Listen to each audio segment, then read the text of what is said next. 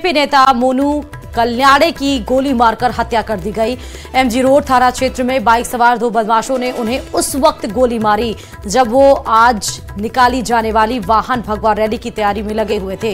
मोनू कल्याणी की हत्या के बाद देर रात गुस्साए परिजनों और समर्थकों ने आरोपियों के घर में आग लगा दी और कई गाड़ियों में जमकर तोड़फोड़ भी कर दी। आप ये तस्वीरें भी इस वक्त देख रहे हैं।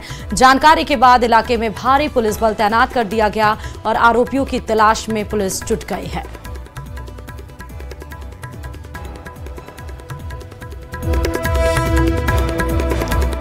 तो आज भगवा रैली निकाली जा रही थी, उसके पहले ही एक बड़ा झटका लगा है। इंदौर में बीजेपी नेता की हत्या, बाइक सवार 2 बदमाशों ने गोली मारी है। उसके बाद गुस्साए लोगों ने तोड़फोड़ की ये तस्वीरें मध्य प्रदेश के इंदौर से आपको दिखाई पड़ रही हैं।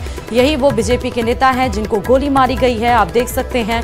और साथ ही आगजनी भी की गई है, वो भी तस्वीरें। पुलिस लगातार आरोपी की तलाश में जुटी हुई है।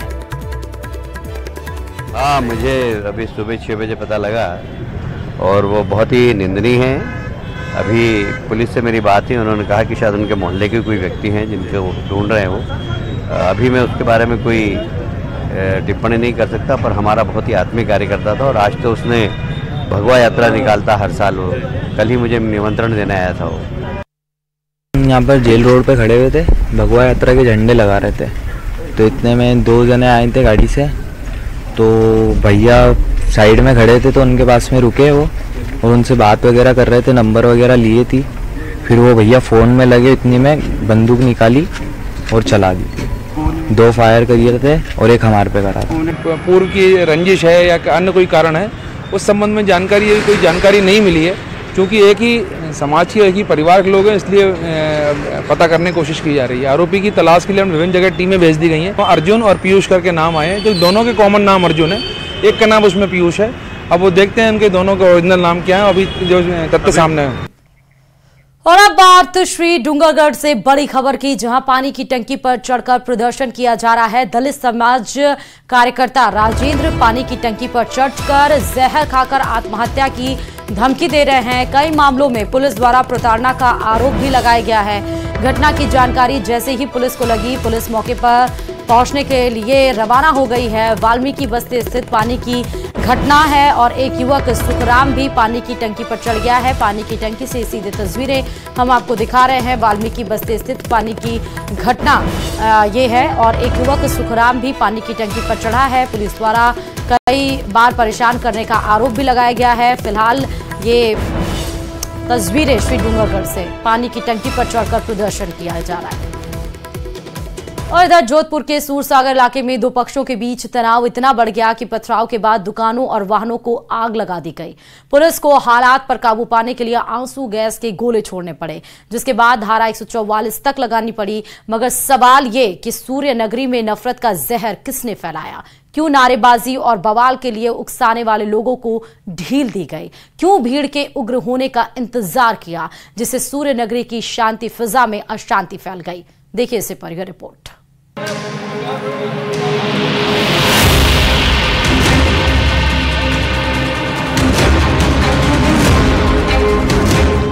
पत्थरबाजी,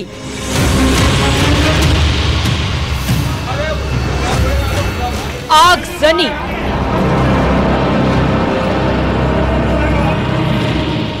आंसू गैस के गोले। ईदगाह का गेट निकालने का मामूली विवाद आगजनी और पथराव में बदल गया। मामला इतना बढ़ गया कि दोनों पक्षों ने एक दूसरे पर हमला कर दिया। एक घर और ट्रैक्टर में आग लगा दी गई। इस बीच समझाइश करने पहुंची पुलिस पर भी लोगों ने पथराव किया, उन्हें चोटें आई। रात भर जमकर बवाल हुआ।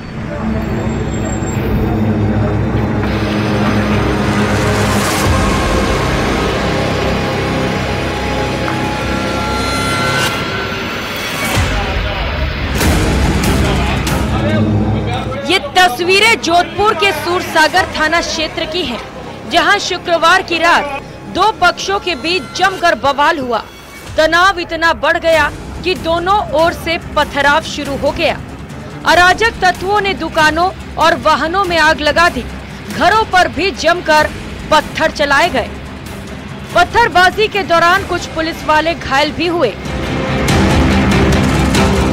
हालत को बिगड़ता देख पुलिस ने मोर्चा संभाला और आंसू गैस छोड़कर उपद्रवियों को तितर बितर किया।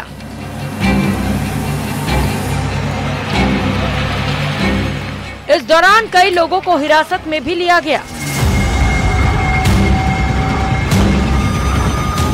पूरे इलाके में भारी पुलिस बल तैनात किया गया है।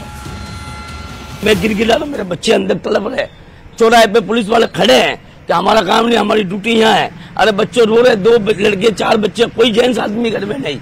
वो प्रशासन के मिली भगत से ये काम हुआ है। मैं प्रशासन को आवाज दे रहा हूँ, मैंने सर मेरे गिरिज में आग लग रही है, आप यहाँ आइए। वो एक भी प्रशासन के लोग मेरे पास यहाँ आए नहीं और ना आग बुझाई। और मैं बार बार मैं इनको आवाज दे रहा हूँ, सर मैंने इधर आइए इधर आइए, एक भी नहीं है। सब उधर मोहल्ले की तरफ से सब भागे जा रहा है। पुलिस थाना सूरसागर में शाम के करीब 6-7 बजे के आसपास जो है पथराव की सूचना मिली। उसके बाद पुलिस मौके पर पहुंची। व्यापारियों का मोहल्ला सुभाष चौक, कुछ कॉलोनी है जो सूरसागर थाना क्षेत्र में, वहां पर पुलिस पर भी पथराव किया गया और उस संबंध में अभी मौके पर संपूर्ण जाब्ता कमिश्नरेट का वहां पहुंचा और मुकदमे दर्ज किए गए हैं। और जिन लोगों ने पुलिस के ऊपर पथराव किया है या धार्मिक भावनाओं को भड़काने का प्रयास किया है, उनको दस्तयाब कर थाने लेकर आए। बताया जा रहा है कि पिछले 15 साल से ईदगाह की जमीन को लेकर 2 पक्षों में विवाद चल रहा है। पुलिस ने दोनों जमीन को लेकर दोनों समुदाय के बीच समझौता भी कराया था कि दोनों पक्ष इस जमीन का इस्तेमाल नहीं करेंगे।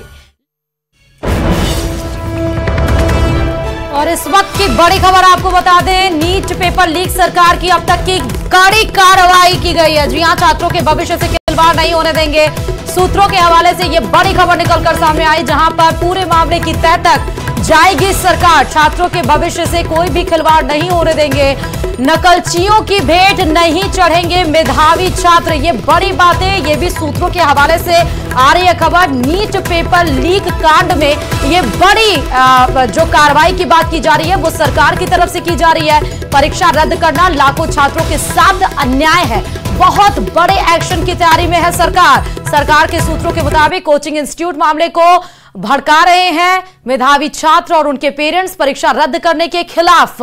ये सूत्रों के हवाले से बड़ी स्टेटमेंट हालांकि सरकार की तरफ से दिए जा रहे हैं। अब ये बड़ी कार्रवाई सरकार की तरफ से क्या की जा रही है या क्या किए जाने वाली है इन नियर फ्यूचर यानी कि भविष्य में, ये फिलहाल ये तय करना मुश्किल है, लेकिन उसकी कहीं ना कहीं भनक देखने को मिल रही है। या बानगी के तौर पर आप देखिए कि एनटीए के डीजी को हटा दिया गया, नए डीजी को नियुक्त किया गया और धीरे धीरे ईओ की तरफ से जहां पर आ रही है कि लगातार कार्रवाई की जा रही है, बड़े सबूत मिले हैं, उसको अब जांच किया जाएगा। तमाम लोगों की गिरफ्तारी इसमें हुई है। अब सरकार साफ तौर पर कह रही है कि नकलचियों या जिन्होंने जो आरोपी हैं उनके भेंट मेधावी छात्र नहीं चढ़ेंगे। लाखों जो छात्र हैं उनके भविष्य के साथ खिलवाड़ नहीं किया जा सकता है।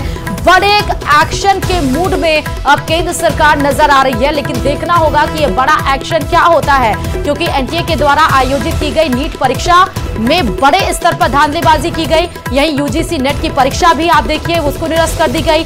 आज नीट पीजी की प्रवेश परीक्षा थी, उसको भी निरस्त कर दिया गया, उसको भी रोक दिया गया। तो तमाम आप देखिए कि परीक्षा जो विद्यार्थी लगातार प्रिपरेशन करते हैं, भविष्य का सपना देखते हैं बड़े स्तर पर, अगर उसमें बड़े एग्जाम में धांधली आती है, धांधलीबाजी निकल कर आती है, तो उसमें केंद्र सरकार ने अब बड़ा रुख इख्तियार करते हुए बड़े स्टेटमेंट पास किए। लेकिन फिलहाल ये सूत्रों के हवाले से खबर है।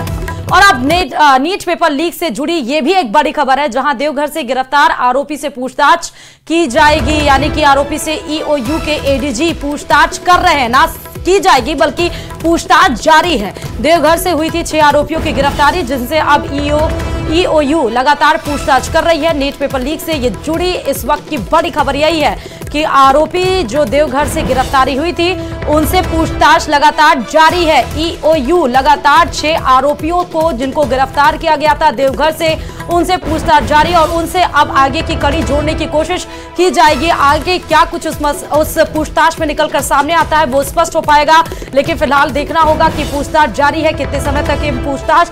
ये जो देवघर से 6 आरोपी गिरफ्तार हुए थे, ये तस्वीरें भी आपको दूसरी तरफ दिखा रहे हैं और वहीं ईओयू के द्वारा इन 6 से लगातार पूछताछ जारी है।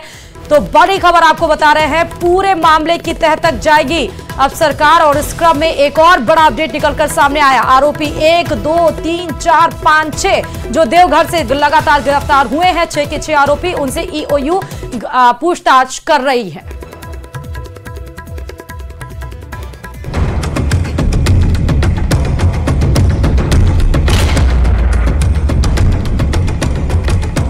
नीट पेपर लीक मामले में गिरफ्तार चिंटू को ईओयू आज पटना लेकर आ गई है। कल झारखंड के देवघर से चिंटू गिरफ्तार किया गया था। चिंटू ने गिरफ्तारी के समय अपना नाम सिंटू बताया था और जांच टीम को गुमराह करने की कोशिश की। जब ईओयू ने इसकी कुंडली खंगालनी शुरू की तो पता चला कि वही चिंटू है जिसके मोबाइल पर प्रश्न पत्र आया। चिंटू अपना जुर्म कबूल कर चुका है और ईओयू को बताया कि उसने ही क्वेश्चन पेपर प्रिंट करवाकर छात्रों को दिया था। पूछताछ में चिंटू ने बताया कि उसे रवि अत्री गैंग से प्रश्न पत्र और उसके उत्तर मिले थे, जिसके बाद उसने इसे अमित आनंद और नीतीश कुमार को व्हाट्सएप के जरिए भेजा था। उन्होंने सिकंदर यादवेंदु एंड कंपनी को बेचा था। सिकंदर यादवेंदु ही इस पूरे मामले में पुलिस के हत्थे लगने वाला किरदार है।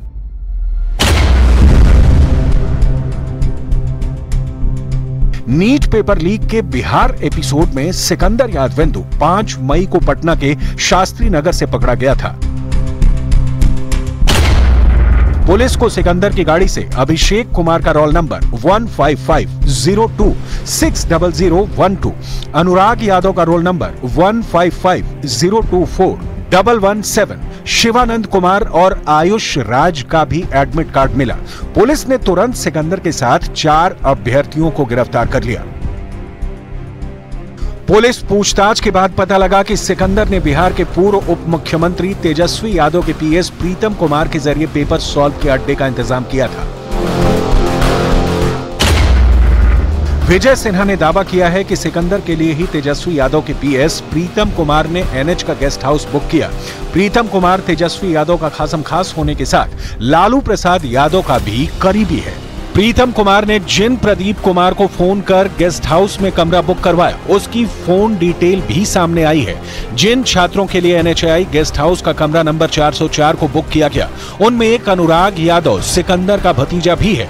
अब तक नीट पेपर लीक करने वालों की कड़ी में सॉल्वर गिरोह के नीतीश कुमार और मुंगेर के रहने वाले अमित आनंद ने सिकंदर के साथ मिलकर पेपर लीक की प्लानिंग दानापुर में की। इन दोनों ने लीक करके दिया है कि पहला दिन हमने इग्नोर किया। ये प्रीतम कुमार यहीं पर पीएस थे जब ये मंत्री विभाग के थे तेजस्वी यादव जी और इसीलिए वो मंत्री शब्द का वहां उपयोग करवा लिए। दोनों का पत्र है, दोनों ने लिख के दिया है कि ये पहला दिन हमने इग्नोर किया, दूसरा दिन फिर फोन 2-3 बार किए तो हमने उसको बोल दिया बुक करने के लिए। लेकिन मजे की बात है कि आवंटन लेटर नहीं निकला। सिकंदर ने जिस भतीजे के लिए सेटिंग की वो भी अब पुलिस की गिरफ्त में है। फूफा के भरोसे पर अनुराग यादव ने अपने जितने दोस्तों के लिए पेपर का जुगाड़ किया, वो भी उसके साथ पेपर लीक कांड का किस्सा पुलिस को सुना चुके हैं। सिकंदर से लेकर सिंटू तक शिकंजा कसा जा चुका है। जो फरार हैं, पुलिस ने उनकी तलाश तेज कर दी है, क्योंकि अब तक इस केस का प्रोफेसर और उसके चुने हुए 10 मेडिकल स्टूडेंट सॉल्वर की कुंडली खुलनी बाकी है। इस मामले के सबसे बड़े किरदार संजीव मुखिया की गिरफ्तारी के लिए पुलिस ने ताबड़तोड़ एक्शन शुरू कर रखा है, क्योंकि बिना संजीव मुखिया के कबूलनामे के कुछ सवालों के जवाब मिलने मुश्किल हैं। उधर यूजीसी नेट जांच में जुटी सीबीआई की टीम ने यूपी में जांच तेज कर दी है, जहां सीबीआई की टीम कुशीनगर पहुंची। सीबीआई टीम ने निखिल नाम के छात्र को हिरासत में लिया। निखिल से सीबीआई पूछताछ कर रही है, क्योंकि इसी निखिल ने टेलीग्राम पर यूजीसी नेट पेपर के कुछ हिस्से पोस्ट किए थे। निखिल ने भी यूजीसी नेट की प्रवेश परीक्षा दी थी। यानी पेपर लीक के सभी मामले में एक्शन तूफानी अंदाज में शुरू हो चुका है। बहुत जल्द छात्रों के भविष्य से खिलवाड़ करने वालों का हिसाब होने जा रहा है।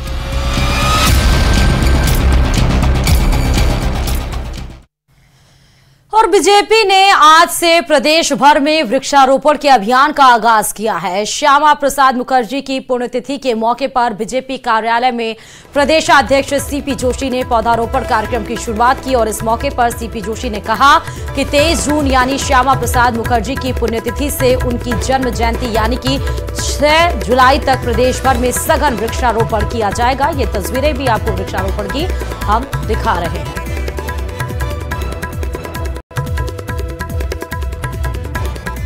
पार्टी के बूथ अध्यक्ष से लेकर सभी दायित्ववान पदाधिकारी, जनप्रतिनिधि, सभी सामाजिक संगठन, शिक्षण संस्थान, औद्योगिक संस्थान, सबसे हम लोग आग्रह कर रहे हैं कि अपने कैंपस में, अपने स्कूल में, अपने शिक्षण संस्थान में, विद्यालय में, हॉस्पिटल में पार्टी के कार्यकर्ता और जनप्रतिनिधि और सामाजिक संस्थाएं डॉक्टर श्यामा प्रसाद मुखर्जी के बलिदान दिवस से लेकर जयंती तक 23 जून से लेकर 6 जुलाई तक इस सघन वृक्षारोपण अभियान की आज शुरुआत हुई है। और अब जयपुर से बड़ी खबर बताते चले, जहां पर नशा तस्करी के खिलाफ एक बड़ी कार्रवाई को अंजाम दिया गया है। 1200 किलो अवैध डोडापोस्त से भरा एक कंटेनर पकड़ा गया है। गढ़नी विहार थाना इलाके में ये डोडापोस्त से भरा कंटेनर पकड़ा गया है। हरियाणा के हिसार भेजी जा रही थी ये पूरी नशे की खेप। चित्तौड़गढ़ से एक कंटेनर में भरकर ये नशे की खेप जा रही थी और कंटेनर ले जा रहे हिसार के आरोपी बिंदर सिंह को पकड़ लिया गया, लेकिन दूसरा आरोपी गुरमीत सिंह फिलहाल पुलिस की गिरफ्त से बाहर है।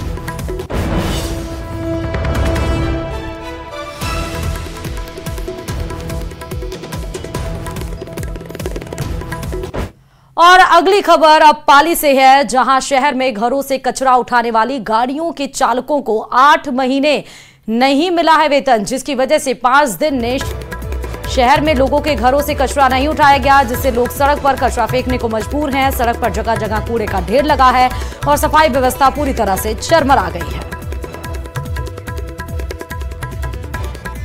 अभी 2 महीना होने वाला है सर, हमारी पगार भी नहीं मिली है सर। ठेकेदार को बोला तो फिर ठेकेदार जी ने बोला सर कि हमारे 8 महीना 9 महीना हो गए सर, पगार आगे से पैसे नहीं आए तो फिर हम कहाँ से देंगे।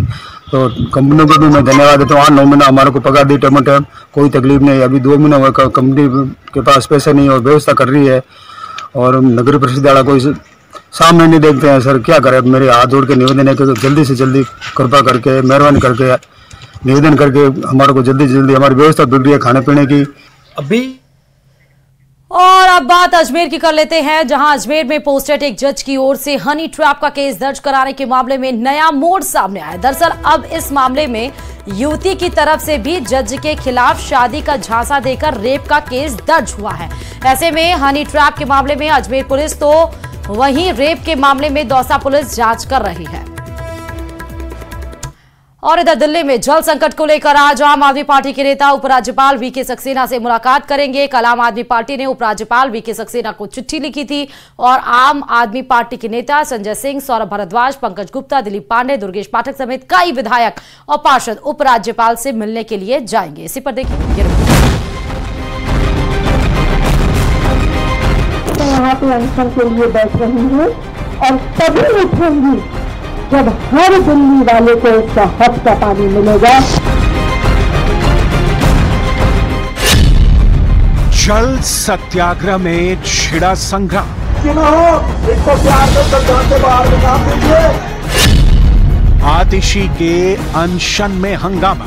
लोगों के पानी की लड़ाई चल रही है, यहाँ ड्रामा मत करो। पानी की लड़ाई चल रही है, यहाँ ड्रामा मत करो। दिल्ली में पानी का गदर जारी है।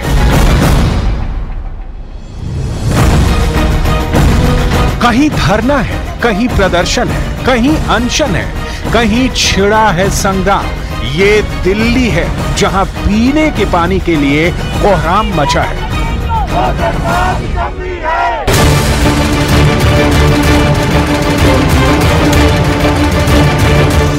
हर दिन के साथ टेंशन बढ़ती जा रही है, लेकिन सियासत थमने का नाम नहीं ले रही। दिल्ली की जल मंत्री आतिशी के अनशन में दूसरे दिन जोरदार हंगामा हुआ जब अनशन की जगह पर दिल्ली के रोजगार के मुद्दे पर प्रदर्शन शुरू हो गया। यहाँ नौकरी से निकाले गए बस मार्शल अपनी मांग लेकर पहुंचे थे। सभी साथियों से निवेदन करूंगा कि किसी के साथ धक्का मुक्की ना हो। आतिशी ने प्रदर्शनकारी बस मार्शलों को बीजेपी के हथकंडे का हिस्सा बताया, तो हंगामे के दौरान आम आदमी पार्टी के संजय सिंह ने बस मार्शल को बीजेपी के लोग बताकर शांति बनाए रखने की अपील की। बैठिए, कहां से भेजे गए हो पता है, कहां से आपको भेजा गया है पता है। आप शांति से बैठिए। दिल्ली के लोगों के पानी की लड़ाई चल रही है, यहाँ ड्रामा मत करो।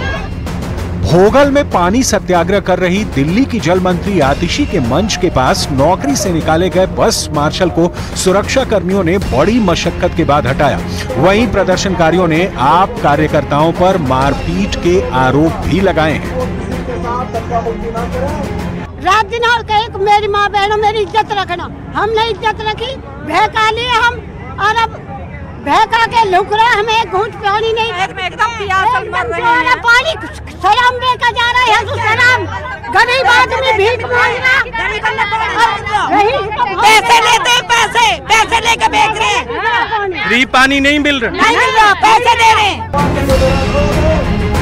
आतिशी के अनशन में हंगामे पर दिल्ली बीजेपी अध्यक्ष ने केजरीवाल सरकार को खरी खरी सुना दी है। वीरेंद्र सचदेवा ने दिल्ली में सभी अव्यवस्था के लिए केजरीवाल सरकार को जमकर कोसा है। केजरीवाल का एक नया मॉडल है अनशन का, जिसमें जो सत्याग्रही है वो घर भी जाएगा, सोएगा भी, खाना पीना भी करेगा और फिर मीडिया के सामने फोटो खिंचाने के बैठ जाएगा। हम पहले दिन से कह रहे हैं कि पानी की समस्या से ध्यान भटकाना, पानी की जो चोरी, कालाबाजारी और गोरखधंधा आम आदमी पार्टी के विधायक मंत्री करते हैं, उससे ध्यान भटकाने के लिए ये पूरी राजनीतिक नौटंकी की गई है, जिसका मकसद सिर्फ सुर्खियां लेना है। जनता की समस्या से इनका कोई लेना देना है नहीं। पानी पर आम आदमी पार्टी और कांग्रेस से भी अलग अलग राय सामने आ रही है। कांग्रेस पार्टी ने आतिशी के अनशन पर सवाल उठाए हैं, तो वहीं भूपेंद्र सिंह हुड्डा ने हरियाणा पर पानी रोकने के आरोपों को सिरे से खारिज कर दिया है।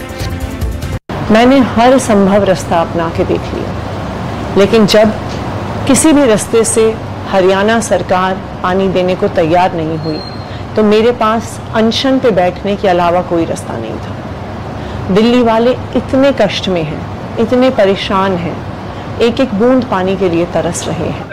हरियाणा अपने हक का पानी, हरियाणा किसी का पानी नहीं रोक रहा।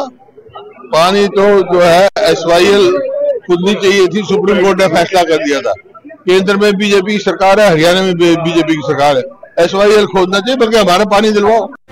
तल्ख बयानबाजी के साथ दिल्ली की सड़कों पर पानी के लिए जोरदार प्रदर्शन हो रहे हैं। और मारो राजस्थान में फिलहाल अभी के लिए इतना ही, आगे जरूर